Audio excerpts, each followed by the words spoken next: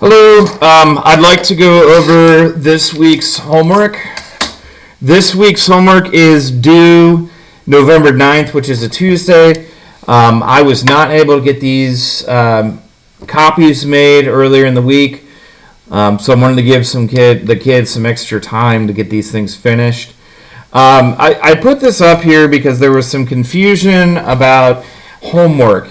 I do not grade homework for a grade. This homework will not go into the grade book. So instead, the homework is collected, it's graded. If students show their work and it's obvious to me that they put thought and effort into it, they're going to earn a blue ticket. So they get their name on a ticket. Ticket goes into my top hat, and then I draw every week from the top hat. And if a student is chosen, they get to eat pizza in my room during lunch on Friday, and they get to invite a classmate who has also completed and turned in their homework. So basically, the bottom line is homework is optional. Now, I recommend, especially if students need extra review, to complete the homework, but it's not due the day after I assign it. So the homework here, it's 3 pages. That's quite a bit of work, but if it's broken up, maybe even these 3 questions could be a night's worth of homework. These 2 questions could be a night of homework. So pace yourselves. I don't want homework to be a burden. I don't want it to be a source of stress. I simply want it to be available for those who would like to complete it. But I do not want to penalize students who don't complete it. But at the same point in time, the students who do put forth the extra work do deserve to be recognized for that, which is why the pizza incentive is included. All right, so the first section here is talking about fractions as division. And these first 3 questions here show us a fraction. And then for each of those fractions, we need to write a matching scenario and division expression. So these scenarios are going to be different depending on the student. The main thing here is to recognize first that the numerator of each of these fractions is going to be the dividend in the division expression. So in other words, 1/4 is going to be equivalent to 1 divided by 4. 2/5 will be equivalent to 2 divided by 5, and 2/3 is equivalent to 2 divided by 3. Once the division expression has been determined, it becomes much easier to think about a matching scenario. So for example, for 1 divided by 4, students could say something as basic as there is 1 pie shared equally by 4 people. And so that would be a scenario or a situation that matches 1 divided by 4 and would give the answer of 1/4 as the quotient. Okay. So the students would have to do the same thing for these 2 questions. Given the correct division expression that matches the fraction, write a scenario. And again, the answers to these questions for the homework, a PDF of the homework with attached answers was sent through Remind, so you can refer to that too to get the answers to these questions. Okay, so 4 and 5, we're still talking about fractions as division, but we want to answer these problems using a diagram. So question 4 states 3 sandwiches are shared equally by 5 people. What fraction of a whole sandwich does each person receive? So we want to make sure we're dividing sandwiches here. So I'm going to draw 3 whole sandwiches here. And because they're being shared equally by 5 people, I'm going to divide each whole sandwich into 5 equal parts. Of course, it's going to take some imagination to see that these are in fact equal. And then if one person out of the 5 were to receive their shares, they would get 1/5 from this first sandwich, 1/5 from this sandwich, and 1/5 from this sandwich. So altogether, they would receive 3/5 of a sandwich, or 3/5 of the sandwiches. Either expression is correct. All right. Question 4. 4 dogs share 3 cans of food equally. What fraction of a can of dog food does each dog receive? So we want to make sure we are dividing the 3 cans of dog food. Again, I'm going to draw these rectangles to represent the 3 cans, the 3 whole cans. 4 dogs are sharing each of these cans, so they should get 1 equal piece out of 4 for each can. So 1 dog would receive this piece from the first can, and this piece from the second can, and this piece from the third can. So they get 3 pieces, but what size are those pieces? Well, each of those pieces is 1 equal piece out of 4, which means each piece is 1/4 of a sandwich, or I'm sorry, 1/4 of a can of dog food. So we would add these 3/4 up, and that would give us 3/4. So each dog would get 3/4 of a can of dog food.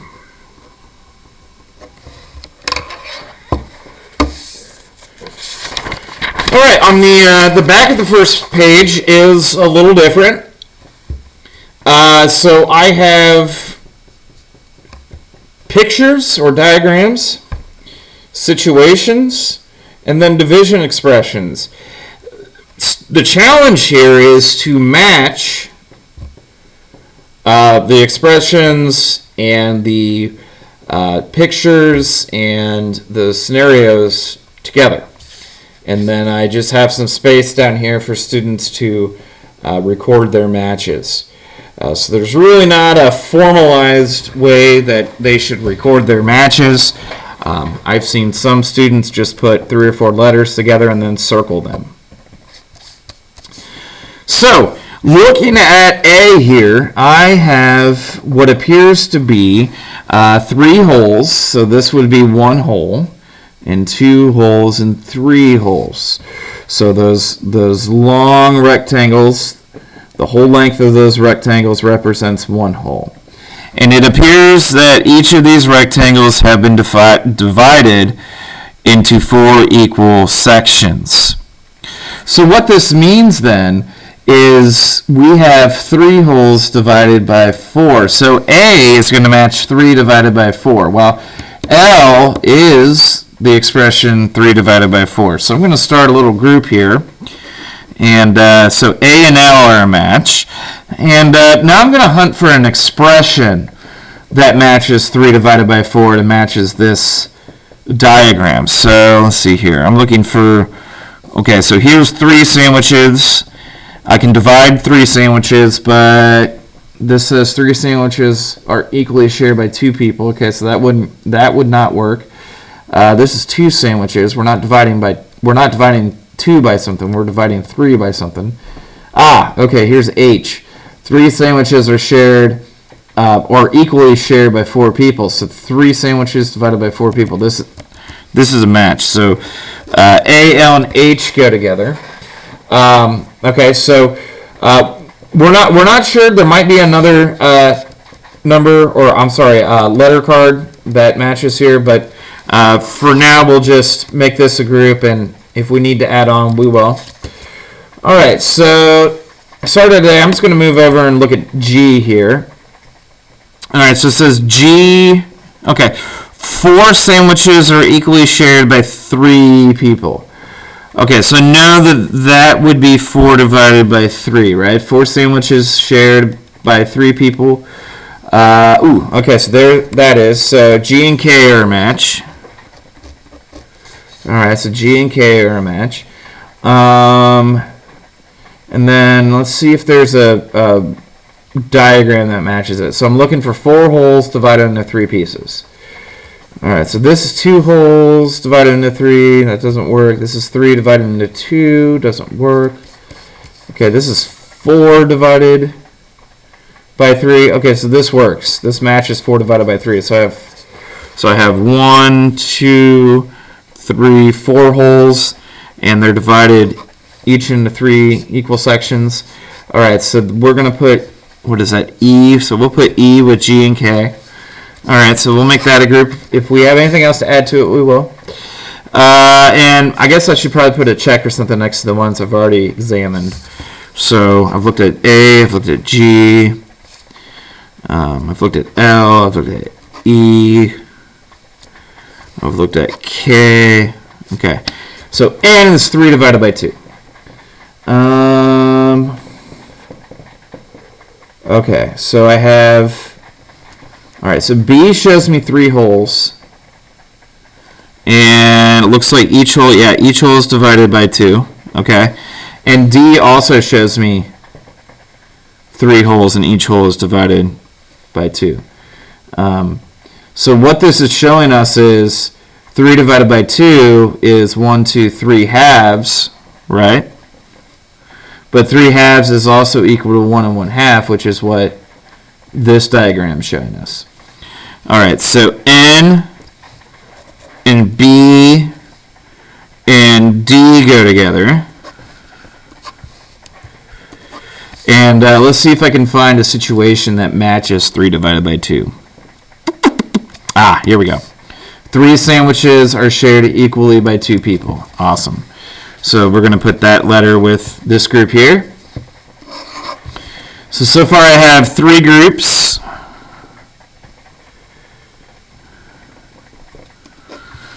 All right, so looks like I haven't taken a look at H here. So H states 3 sandwiches are equally shared by 4 people. So I'm looking for, let's see here, that'd be 3 sandwiches shared by 4 people. So that'd be 3 divided by 4. Oh, wow, I got 3 divided by 4 right here. Okay, so 3 divided by 4, so that would be L. Oh, looks like I used L here already. Okay, well, let's see. Maybe I should probably double check, make sure. So I put L with A and H. Yeah, so this is 3 divided by 4. Okay. Oh, I had H there. Okay, I forgot to check it. All right. Okay, so I'm losing my mind a little bit here, but I'm going to regroup. All right, so let's look at C. All right, so C shows me 1, 2, 3, 4 holes, and each of those holes is divided or partitioned into 3 equal sections. So that would be, let's see, 4 holes divided by 3. Okay, so that would be 4 holes divided by 3. Okay, so it looks like K is 4 holes divided by 3. All right, so let's take a look at, I put K with G and E, so let's look at E. So that's 4 holes divided by 3. Okay, and it looks like C is 4 holes divided by 3 as well. So I guess C belongs here too. And then K,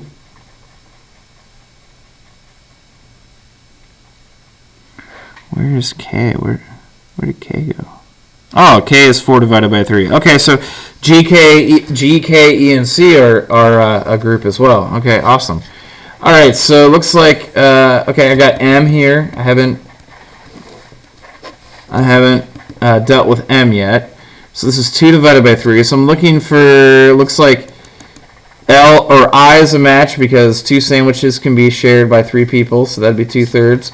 And then F is 2 holes divided by 3. Okay, so that's my last group then. So M, I, and F. Awesome. So I found 4 groups, and I was able to classify the different cards here to belong in each group. Okay, awesome. So that's what students are expected to do. This is kind of the thought process they should be going through to answer the questions back here, or answer the, or perform this action here to match all those together. All right, so last, compound volume's not going away, especially because it is a great review of multiplication and addition, and eventually, or even sometimes subtraction, and eventually division. So compound volume, volume in general, those calculations are a great operations review. And this is just it's an abstract kind of concept. So it's good for students to practice these and keep these types of problems fresh in their minds. So to find the total volume of this whole figure here, we're going to have to find the volume of this prism up top, the volume of this prism below, and then add those two volumes together. So let's remember that volume is equivalent to length multiplied by width multiplied by height. And as always, I like to color my prisms.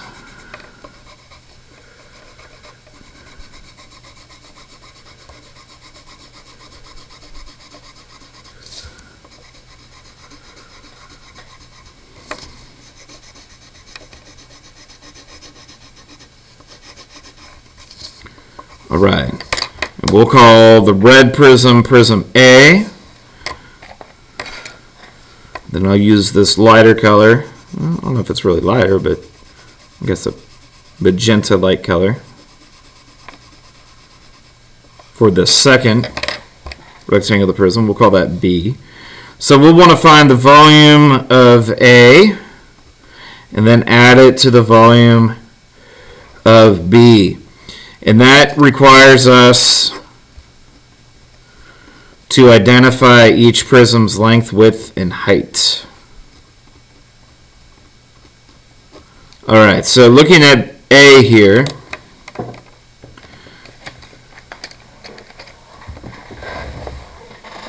I'm going to grab my markers here. So if I look at A, what I'm identifying as the length is this measure here. And you can see it there as well. And before I just totally ran over this 15, you can see the length is 15. All right, the width, it's going to be this, how far back this prism goes. So that goes back, it looks like 4 inches. And then the height is simply going to be that distance from the base or the surface this prism is resting on to the top of this prism. So we can see that identified in at least 3 locations in the picture. And that distance is 5. All right, so we'll do the same exact actions to Prism B. We're going to identify the length, the width, and the height. So the length for B is going to be this measure here and this measure here, which is identified as 11 inches. The width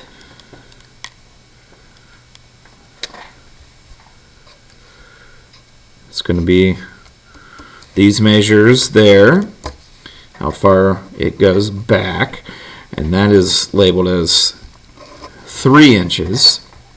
And then the height is shown in these locations, and they've labeled that as 4. So what's left for us to do now is to evaluate these separate volume expressions and then add them together. So let's see here. 5 times 4 is 20, and then 20 times 15 would be 300.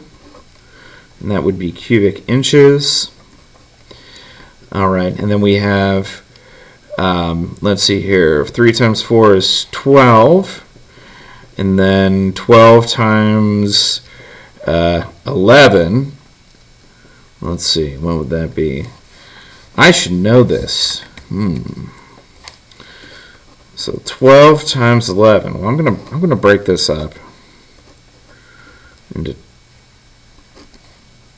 10 and 1, because I know that 12 times 10 is 120, and I know that 12 times 1 is 12. And that's going to give me 132. Okay. All right. So if you ever forget that fact, 11 times 12, like I just did, you can work it out by breaking one of these factors up and then distributing the other factor. All right. So we have 300 cubic inches plus 132 cubic inches, and that's going to give us a total volume of 432 cubic inches. Just a friendly reminder, this 3 here, this little exponent above the unit, reminds us this is a cubic unit. All right, and last, we have an a composite figure here, but it doesn't look like all the dimensions are as neatly labeled as they are in this problem. So what we're going to have to do is we're going to have to divide or separate the 2 prisms that make up this composite figure. So I'm going to perform that separation right here. Although students could, if they wanted to, separate the prisms this way. It's really just a matter of preference. I'm going to go ahead and color my 2 prisms in.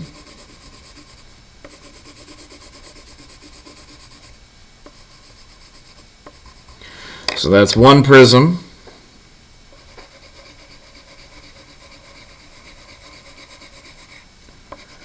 Here's another prism.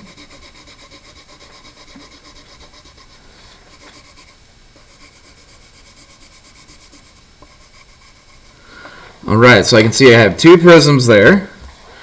My method here is going to be the same for this problem. I need to find the volume of A, which we'll label as the red prism, and add it to the volume of B, which is the pink prism here. And that means we need to have a length, width, and height identified for both.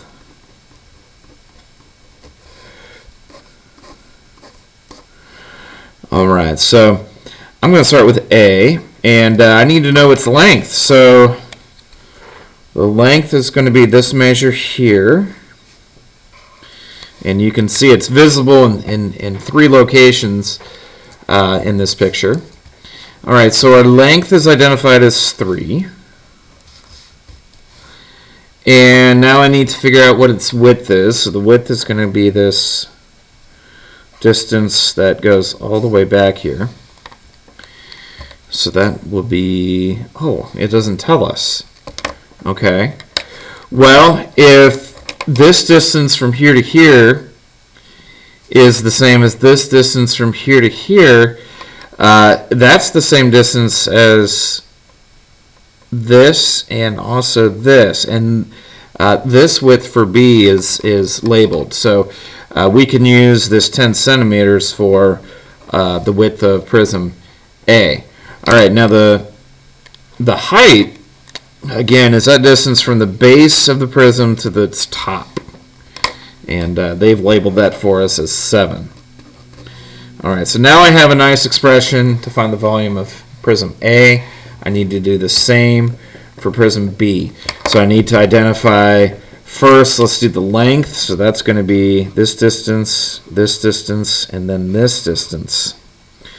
And it doesn't tell me what this distance is. So I'm going to have to use what I know to figure out what I don't know. All right, so I know that the length of this entire figure is 8. And because this distance here is 3, this distance back here must be 3. Okay. Oh, I see. All right. So if this section here for prism A is 3 centimeters, whatever this section is here, that length has to add up to 8 centimeters with 3. So that's going to mean that this length here is 5 centimeters. So we have a length of 5. Awesome. We already identified the width from volume A as 10. And then the height is going to be that distance again from the base of the prism to the top. And that's identified in 3 places in our picture. And that's going to be, what is that? That's 4. So now I have 2 separate volume expressions. I just need to evaluate them and then add them up, and we'll have the volume for this entire figure. All right, so let's see here. 3 times 10 is 30, plus 7 is 210 cubic centimeters. Okay, and then I have 5 times 10 is 50, times 4 is 200 cubic centimeters.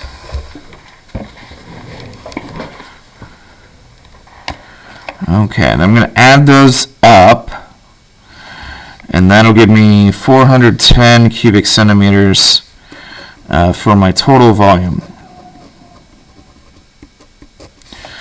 Okay, I just want to check my work, because I have this sneaky feeling that I might have made a mistake. And maybe I'm just overthinking here, but it's always good to be careful. So let's see, A, length is 3, yeah, the width is 10, okay, and the height's 7, okay, that all makes sense, so that 210, okay.